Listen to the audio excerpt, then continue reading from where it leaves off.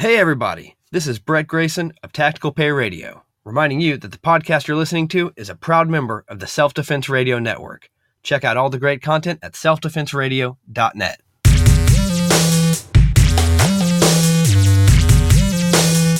Welcome to Unload and Show Clear, the podcast about all things IDPA. And now, here's your host, the slayer of non-threats, Lloyd Bailey. Welcome to another episode of Unload and Show Clear. This is a podcast about the men and women who are involved in IDPA, International Defensive Pistol Association. While the vast majority of the people who compete in IDPA matches around the world, they're not superstars. They're just everyday people. They're your neighbors, doctors, bankers, IT professionals, pilots, law enforcement officers, military veterans, accountants, people from every walk of life who strap on a gun and some extra magazines and a vest on the weekend and go out and test their skills and have a great time. But our sport does have its share of superstars. And like I said, this show's not specifically about them, but for a high-functioning marksman like myself, it's comforting to hear that these amazing people, the superstars of our sport, started out the same way that you and I did. Learning from friends or family, showing up at a match uninvited, shooting non-threats, making mistakes, learning from them, and striving to get better. They're ordinary people that have accomplished extraordinary things, and in just a moment, you're going to get to meet one of them. Before we get started, let me tell you about GlockTriggers.com. Love them or hate them, the one thing you know about Glock pistols is that they are reliable. Out of the box, to the range, absolutely reliable. It's what makes them so popular with competitors, law enforcement, military, and responsible armed citizens. But one of the drawbacks is that stock trigger. Well, Jeff Wilson and the folks at Glock Triggers asked themselves, how do we make them better while maintaining reliability? Using stock parts as their foundation, they've refined the interaction of the metal parts to give you smoother take-up, a cleaner break, and reduced overtravel without sacrificing safety or reliability. Recommended and used by people like Bob Vogel, Travis Haley, and Ken Hackathorn, Glock Triggers custom trigger kits come with a lifetime warranty and a 30-day satisfaction guarantee. Visit them today at GlockTriggers.com and check out the Edge, the Vogel, the Skimmer, the Guardian, and the Hackathorn trigger systems. Use the promo code from this podcast, USC20, and save 20% off of your entire order. GlockTriggers.com. The highest quality drop-in trigger system for your Glock. Back when I first started shooting IDPA in 2011, IDPA sent out a DVD with your membership card, and it was by Panteo Productions, and it was an introduction to IDPA. And I poured through that, and I looked for more of their videos. And the first one I found, and the first one that I actually bought, was called Mastering IDPA, featuring today's guest. He is the 3-time world champion and 24-time national champion in IPSC, IDPA, and USPSA. The one and only Bob Vogel is our guest. Welcome to the show. Thank you. Yeah, it's a pleasure to be here. Well, it's an honor to have you here. We know all the accomplishments. We've seen the videos of you blindfolded shooting Mozambique drills at like insane speeds. Let's go back to the beginning, though. Talk about, you grew up in rural Western Ohio. I went to Case Western Reserve University in Cleveland, but I never ventured out to Western Ohio. St. Mary's is what? Halfway between Columbus and Fort Wayne, Indiana, kind of out in... Yeah, pretty much. That's pretty much out in the middle of nowhere. That's where I grew up, yeah, outside a little town called St. Mary's. And so you grew up around guns? Yeah, I grew up around, definitely not the competition thing. I never heard of that before, but in a hunting culture. I grew up on a farm, so we were hunting and shooting and around animals since I was, a very, very young kid. And just kind of transformed from there. And you were out hunting by yourself at an early age, right? Yeah. So I started. I got my first BB gun. I think I was 6 years old, and my first shotgun when I was 9 years old. And I was out hunting squirrels and rabbits pretty much by myself. Not too long after that. And then I was always trusted with a shotgun or rifle at that young, but not a handgun. My parents were very strict on my dad, especially on a handgun. Just, looking back, it would be a lot easier to have an accident with one. So, right. But I started watching a lot of John Wayne and Clint Eastwood movies kind of coming into being a teenager. And that really especially Dirty Harry, that got me fascinated with handguns. And I wanted one. And I ended up buying when I was 15 years old. I snuck and bought one by myself without my parents knowing about it.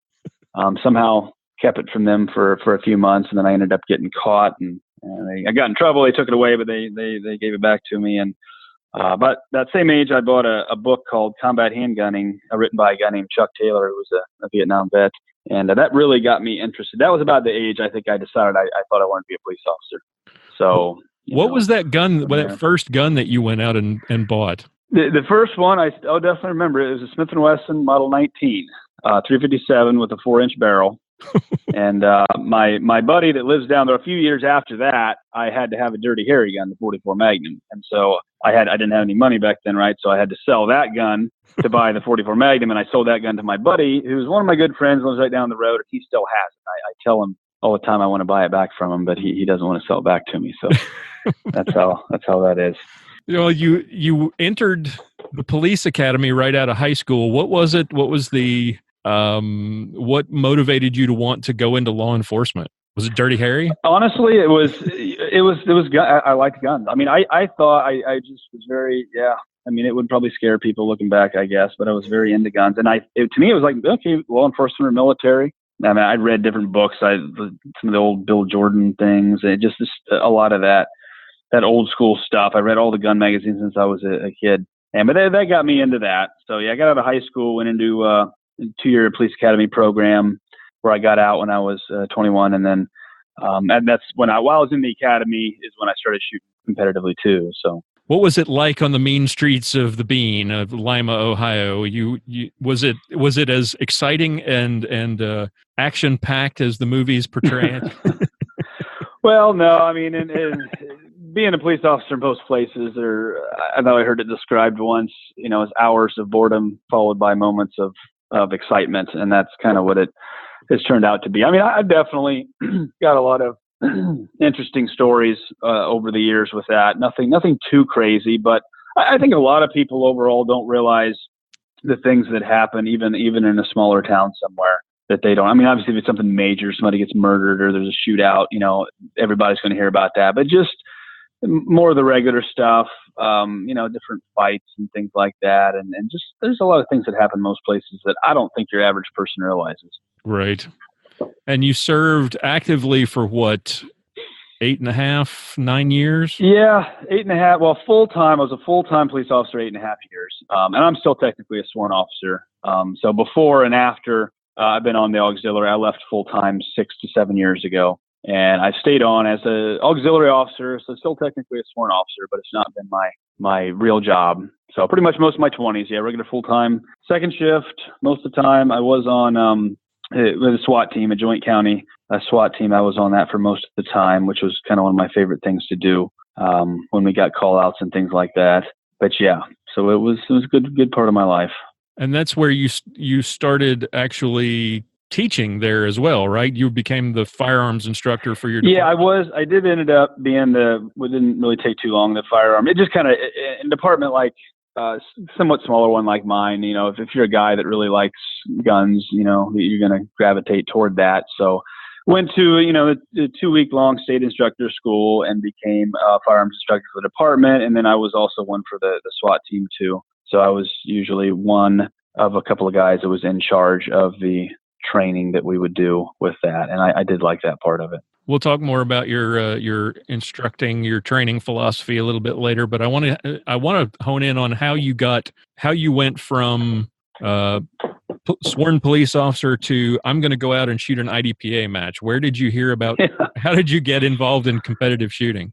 Sure. Well, I started shooting matches before I was a police officer. So I was 19 years old. I was in the police academy when I went to my first IDPA match, and I've been reading the gun magazines for years since I was a kid, and I read a thing called IDPA, and it was the early days of the internet, so I got on the website and saw some things and found that there was a club an hour away from me and, just kind of called the guy up and asked him. He told me about it and said, yeah, we shoot every fourth Sunday. And so I decided to show up, and I had read the rule book before, and I really thought I was pretty squared away. And I went up there. I was a little nervous because I was 19 and I was by myself. So you're supposed to be 21 to have a handgun. And I can't remember if I actually had to, but I was fully prepared to lie about my age and say I was 21, which I might have done and not remember. I can't remember. But anyways, I went up there and actually won the match. That was I definitely will never forget that. It was a local match. There was like 19 people there, if I remember right. And there was a couple of guys that were ranked expert. Most guys were underneath that. And I had never competed against anybody other than my friends and my family. And I was better than them, but they didn't do that.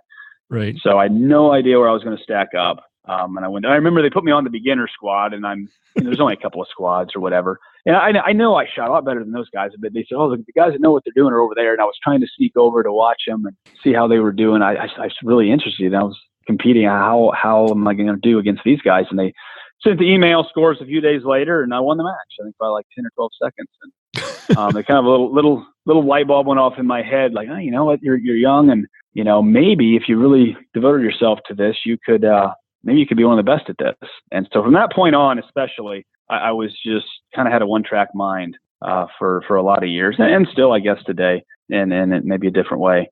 But that's really what started on. And then I started going back pretty much every match from that point on. What was the first gun that you were competing with? What division? Yeah, the first gun of all. So I started out with that revolver, and then when I was 15, go with the revolver, and then when I was 17, I got a Beretta, a 40 caliber Beretta, I'm on 96. I think because I watched Lethal Weapon. Really. And then I read an article in a magazine about an H&K. It was an H&K 45 Expert with a little longer slide. That it just does. Read some rave review on that, and it was an expensive gun. For me at the time, it was like $1,200, and I saved up all my money. But that's the gun that I started competing with. I shot that for about the first year that I competed in IDPA, and an SSP of all things. It was a 45, and I shot an SSP, and I was But I was reloading since I was about 15 years old, so I was shooting my own ammo. Oh, wow. I was reloading, and I didn't have a chrono, but years later, I found some old ammo, and I was shooting like a 145 power factor. So I wasn't shooting full power 45 loads, but that's the gun I started competing with. How long after that first local match before you shot your first sanctioned match? And what was it? Where was it? And what do you remember? Yeah, I definitely remember that very well. Well, I shot the first state championship, was the Ohio State Championship. It would have been in 2002, and that would have been about 6 months roughly after I shot. It was the following summer. I started in the fall, so it was about 6 months roughly after I shot my first club match, and I was winning those. And I went there, and I'll never forget. I almost won. I came in second by 4/100ths of a second. And I'll never forget it. On the last stage, it was kind of a memory. Back then, you actually had some memory stages. And I came around and I shot a no-shoot. I didn't miss and hit the no-shoot. I shot 2 shots right in the center of the no-shoot, thinking it was a shoot target, and realized it afterwards, right? So I lost 5 seconds plus whatever time it took me to do that, which is maybe a second or two, 6 or 7 seconds, and then I ended up losing by 4/100ths of a second. I was so, On one hand, I was happy to be up there, and the other hand, I was kind of crushed. But then because of that, I went to the West Virginia State Championship just 1 month after that. I wasn't planning on going that, but that kind of stung me so much that I made plans, and I went to that, and I won that one. And on that one, I ended up beating a guy who the previous year had been third in the nationals in IDPA. So that really kind of like, wow, man, maybe I could be right up there even on a national level. And that's when that started.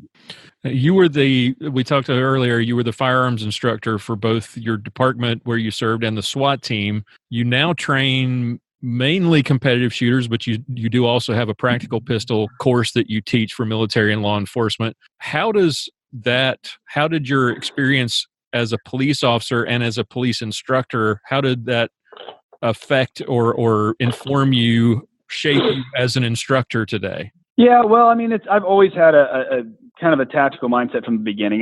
Most people that would know me as a champion competition shooter and all that. And a lot of people would know that I've got a background in law enforcement, but my mindset from the beginning was definitely, a realistic mindset. So I teach what I like to tell people more or less. I teach people how to shoot better, how to shoot faster and more accurate. I'm not a stranger to tactics, but that's not really what I'm teaching most of the time.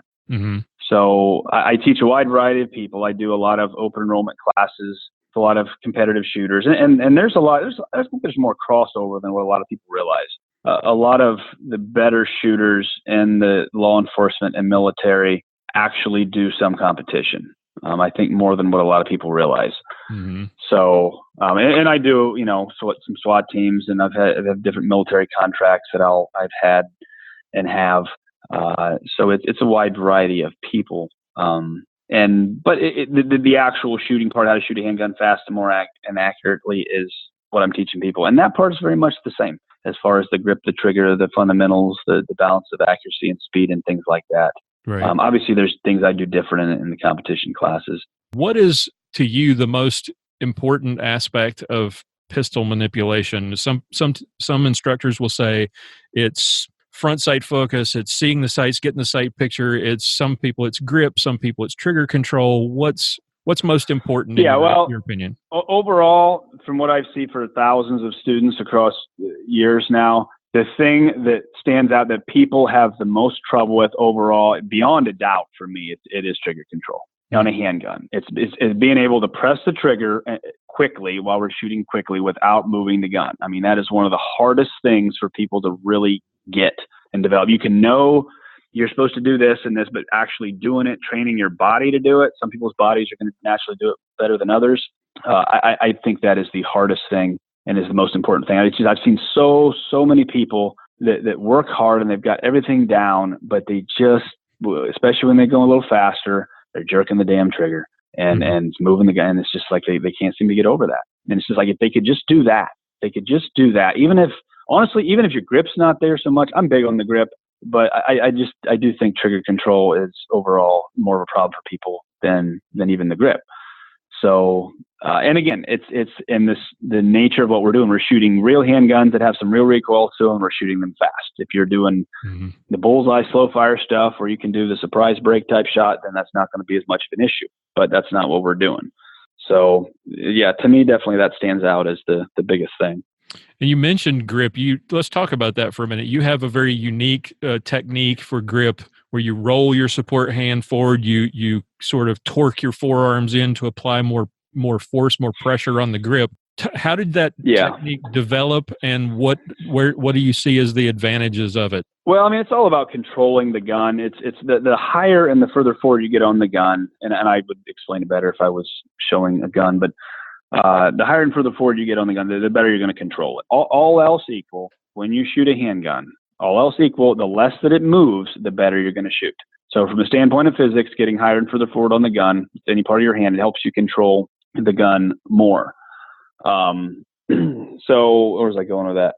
With my grip, that's the biggest thing. So yeah, I shoot a shot Glock. So they've got a longer trigger guard. They've kind of got less controls. You can roll up. When I switched after that H&K I shot an STI when I really got into it for about 3 years. And then when I switched from that to a Glock, I learned that because it's got a longer trigger guard, the ergonomics are different. I could roll forward and get higher and further out on that. And when I learned to do that, that's kind of when I had a little more of a transformation.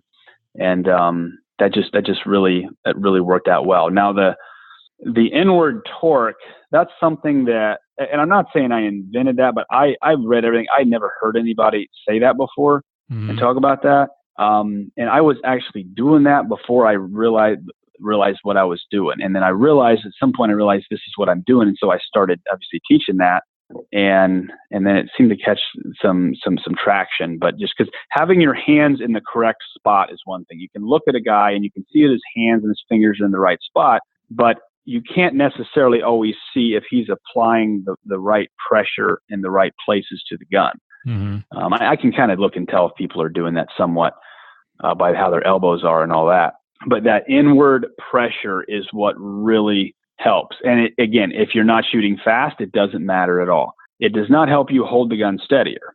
But when you run that gun fast and you shoot the gun fast and you're trying to get it to come back in the same spot, then that's what really matters, because it just stabilizes the gun and it doesn't move as much while you're shooting it. So Gotcha. that's a big thing. Now, you talked about trigger press a minute ago. You have designed a trigger system for Glock pistols. Tell us about that. Do a little shameless plug and tell us about that and what makes your trigger unique. Sure. Well, that all started in talking about the Vogel trigger it's from GlockTriggers.com. My friend Jeff Wilson that owns that. And that all started, I think I met Jeff at the Carolina Cup. I'm not sure what year, 2010 maybe, somewhere in there. And he knew who I was, and I got to talking to him. He was just really asking me, hey, what do you do to he had a booth at the Carolina Cup match in IDPA. And I was asking me, hey, what do you do to your triggers? And I would talk to him, this is what I do, this and this. And, he called me up, I don't know, maybe a few months after that or something, and got the idea that I kind of would go in with him and we would do that. So, it's a better trigger on a Glock. I mean, there's nowadays too, there's a lot of different triggers out there. Mm-hmm. Mine has a little, which what I've favored more of the stock parts. I'm not a big fan of the aftermarket trigger bars. I've really never found any of the aftermarket trigger bars to be any better. I've actually seen most of them break and fail a lot more. So I like using the stock trigger. I'm just talking about the trigger bar itself. Right. And so that's what we use in that. And with obviously with a better connector, and it's kind of shaped and polished and formed, and it comes with 3 different spring weights. So that's the big thing with a lighter trigger in a Glock. Typically means you run a lighter striker spring, so it's not going to hit the firing pin as hard. And with certain kinds of ammo, you can have issues with light strikes. Well, with quality ammo, you don't. But so that I think that's one unique thing about that trigger. It comes with 3 different weighted striker springs. So depending on what ammo you use, you could go up or down with that because if you're going to shoot the cheap Russian wolf primed ammo and all that stuff, you're going to have more of that. You're going to need to run the heavier springs. But if you're shooting something in the competition world, it's pretty well known that federal primers are like the most sensitive. Right. You run federal primers, if you can get them, you can run the lightest springs you can get, and it's going to go bang every time. But if you're not using those on some of the lightest stuff, you can have issues. Well, let's talk about training and practice. What is I'm sure it's different now that you've devoted your career to this, but when you were first getting started and you decided, I want to be the best at this, what was your practice routine like? What did it take to get from going to that first match to 100 major championships? Yeah, it was definitely a process. I mean, it was a lot of basically, I would say, living with a gun in my hand. I mean, I've always been really, really big, and I still am on dry fire. And in the earlier days, for me, there wasn't as much out there as there is now. I mean, with the YouTube videos and everything. So I read. People ask me about other people. I never really learned directly from other people, but indirectly. So I never really went and took any classes or anything like that. But I read other people's books, and I would watch and study them and all that. So I've never had a set routine. Like I've never said I am going to do this for 20 minutes a day, half an hour a day. I don't think I've ever looked at a clock when I was practicing. I've never said I'm going to do it for this long. I've never done that. I mean, I'm not saying other people it doesn't work, but it's just if I had free time, I had a gun in my hand. I would strap it on. I would dry fire, and I had, third scale targets all over the place. And I'm doing that, and I would shoot. Over the years, for the most part, I've dry fired when I'm home pretty close to about every day in some form. Now, sometimes that's 5 minutes picking the gun up, just pointing it around a little bit. Sometimes it's strapping on all the gear and doing draws and reloads and moving and doing that for half an hour or an hour. Right. It's always different. I never have been a guy that has shot a whole lot of rounds. Right. A lot of people, they would just simply measure practice by how many rounds you shoot. I would always measure it, if I were to measure it, by how much time you spend with a gun in your hand, which is much more, I think, indicative of that. So I started out, I think in the beginning, the first couple of years, I would shoot about 100 rounds a week, 1 or 2 sessions. A few years in, when I got into the Dillon reloading machines, I would shoot more than that. Probably up to 300 rounds, 400 rounds a week. on average. I kept track for a lot of years, and it was about 20,000 rounds a year. And then up to 30 or so. I don't think the most I ever shot in 1 year was like 32,000. So, but on average, dry firing about every day and live firing on average once to twice a week. But it was so much more on the quality than the quantity. I tell people it's more about how you do it than what you do. Mm-hmm. And that's very hard to teach and explain to people, I think. If your mental focus is there, you don't necessarily have to have the time. The time is not necessarily going to do it. It's in how you do it, if that makes any sense. Back to some fun with talking about your shooting career. You talked about how that first local IDPA match was as memorable to you as some of the world championships.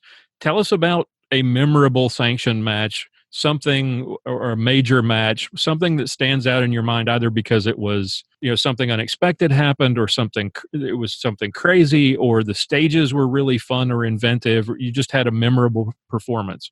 Yeah, I guess it could be, I'm trying to think any number of ones as far as memorable. The one that popped into my head, weird enough, was, and I'm not sure what year it was, 2000 and I'm going to say 10, somewhere in there, maybe plus or minus a year. It was at the indoor nationals when there was a guy that shot himself in the leg on the squad beside me, and I did not see it happen, but it was memorable because they shut the whole match down, and we went out and we thought that for a little bit they were going to cancel the rest of the match.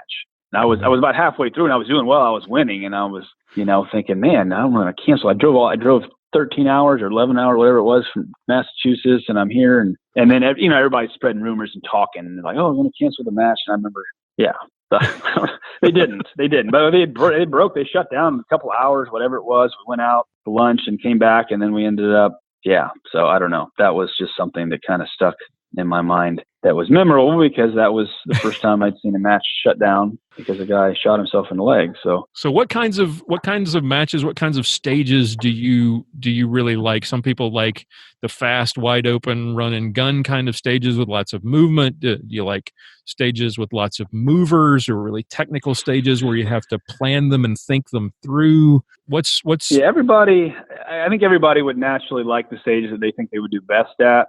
For me, I guess I'm not really a big fan of the hoser stages, where everything's just like how fast can you pull the trigger and shoot a bunch of targets. Right. I'm not really a huge fan of the memory stages, although I've done very good on the memory stages, but to me, it's a lot of work. I don't want to have to spend a ton of time and effort, and I'll do it if I have to, but I don't really want to have to spend a lot of time and effort to figure out how to shoot the stage. I don't want it to be super, super always straightforward, but I just kind of want it to be a shooting test. Mm-hmm. And so I tend to be a little better. I think myself, I'm a little more of a positional shooter. Not that I'm bad at shooting on the move, but I'll pick a course where I kind of go from position to position to position a little more so than just like a run and gun course. And then I would like more medium distance. I do like movers. I do a lot of that practice, and I'm very good. I say very good, but I do think I'm decent at that. So I do a lot. I've always said for years, if you're going to make a match hard, I think it's more realistic to make a match hard with movers more so than just long, hard shots, because I think it's more realistic because long, hard shots, you just take more time. Right. Well, in real life, you can't always just take more time. It's going to be there and it's going to be moving and it might be gone in a second or two. So Right. if you are not at least somewhat fast, you can't even shoot. Mm-hmm. So you see a lot more of that now than you used to, I think, because things have evolved and more places have them. And 15 years ago or more, they were there. Yeah. But you didn't see as many of them as you do now, especially like at the world shoots and things like that. Right. So I'm big on that. I'm not real critical of things, I think, as much as most people. Some people are like, oh, I don't like this shit. Everybody's got to shoot the same thing, and then it's a competition, and that's it.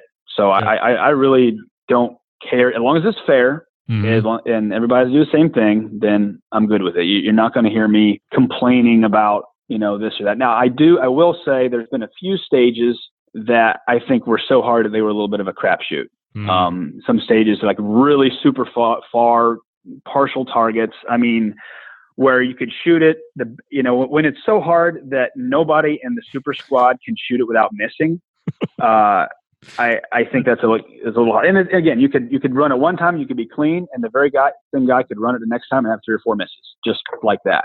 Mm-hmm. And it depends on which side of that you come out on as to maybe how much you're going to like it that time. But it does at a certain point becomes a little more of a crapshoot, and I'm not real favorable on those. I like things that are maybe a little more repeatable. 2016 was the only nationals I shot, and I was excited to see that you had signed up. And then I get there on Friday and I find out that you had come and shot the entire match on Thursday and then flown to shoot another match that same weekend. And I thought, I drove. Holy that was cow. Yeah, that was one of those where that was one of the better weekends of my career. I drove to Texas and I had my girlfriend with me at the time, and I shot the match in Texas, IDP match. And literally I left right after the match. I had 17 hours to drive to Florida, and we drove through the night. Oh my! I think I slept somewhere for a little bit, and I got there late the next day, and then I shot the IPSC Nationals for 2 days after that, and I won. And it's one of those where I look back on that. That was a fantastic weekend. Because I won both matches, and I will forever be grateful. But to go through that it was honestly not fun. Like, I had no sleep. It was, I was stressed out. This wasn't going right or whatever. My gun wasn't working coming into this. And I mean, it was not really fun to do. I'll be honest with you. And I'm happy because it turned out. So it's just one of those things kind of like that. Like, I think a lot of people, I mean, I look at them and, oh, this is just, they're having fun and they're out with their buddies and this and that. I was like, I'm there. I'm like, that's not what it was for me. Right. And I hear that in talking to other people and, whether it be Olympians or people that are, at a higher level. And I think a lot of people don't want to admit that. And they probably wouldn't say some of the stuff that I just said to you, but I think it's there for a lot of people sometimes too. And so it's just, you find that balance in life. And I still love shooting. It's my passion. I can't see myself not doing it. It's just like an itch I got to scratch. Right. Even if I don't compete as much, I'm still training. I'm still scheming my mind, trying to get better, figure out things to work on. And so it's a big part of my life, and it's not going away. So final question that I wanted to ask you, you've, for 16 years now, you've been plowing away at this and racking up, lots of championships and all the accolades across the country, around the world. What was it that kept you shooting, kept trying to get better, and what is it you loved about IDPA that kept you coming back? Well, I mean, I think IDPA and USPSA IPSC are similar in just the practicality and like the accuracy speed balance. The fact that your time is directly relative to your score. And a big thing too is the fact that they're always different. Most shooting sports are the exact same thing every single time. I mean, I tell people all the time, look at trap shooting or skeet shooting or all the bullseye stuff and the stuff in the Olympics and Steel Challenge, Bianchi Cup, you're doing the exact same thing every single time. To me, I never really liked that as much. And so that's IDPA and USPSA. Obviously, there's differences between those, but they're similar in that aspect, and in the fact that the courses are different and you're having to think and, shooting real guns. The guns that you would, very similar to what you would carry. It's not the same guns. And it's just those two. I mean, obviously, there's the IDPA it's like the shooting in general is a little bit easier, but the non-shooting things you have to do and remember are in a way harder. And I think that's some of the reason that I maybe did a little better in IDPA. USPSA is a pure shooting. It's just pure shooting, and it's just straightforward. And IDPA is not. You got to remember to do this. I got to stand on this line and hold this with my left hand and not stand up before this or whatever the case is. And some people complain about that, but it does make it challenging. Well, Bob, thank you so much for taking the time to come on the show. This has been a great honor for me. I really do appreciate you doing it, and best of luck in whatever comes next. Well, I appreciate that. I always agree to these kinds of things, and I don't mind talking about it, telling how I see it. So best of luck to you, and I'll run into you down the road.